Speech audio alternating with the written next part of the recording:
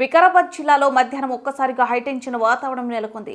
మెయిన్గా దుధ్యాల మండలం లగచెర్ల గ్రామంలోని ప్రజలు తమ పొలాలను ఫార్మా కంపెనీలకు ఇచ్చేదే లేదంటూ కలెక్టర్తో వాగ్వాదానికి దిగారు. అంతేకాకుండా కలెక్టర్ ప్రతీక్ జైన్ వాహనంపై రాళ్లు కర్రలతో దాడి సైతం చేశారు.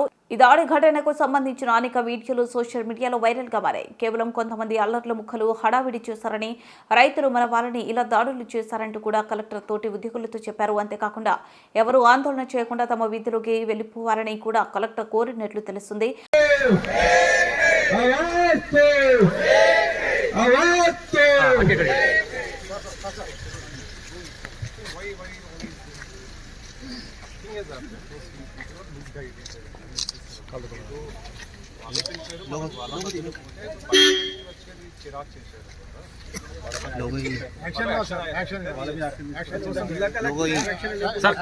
అలాగే ఏం లేదు అయ్యా, జిల్లా కలెక్టర్ కి ప్రొటెక్షన్ స్కూల్ ఉంది. మనము రైతులు పిలిస్తే వారి దగ్గర పోయాము, మాట్లాడడానికి పోయాము, వారు కూడా మాట్లాడుతున్నారు. సడన్ గా ఎవరు వచ్చి దుబ్బడం స్టార్ట్ చేస్తారు. ఎవరు జాబ్ చేస్తారు. మనకి ఇది go back to your office. నేను కూడా నా ఆఫీస్ పోతున్నాను. All of you please sir అక్కడ జరిగిన దాడి గురించి చెప్పండి. అసలు ఏం జరిగింది?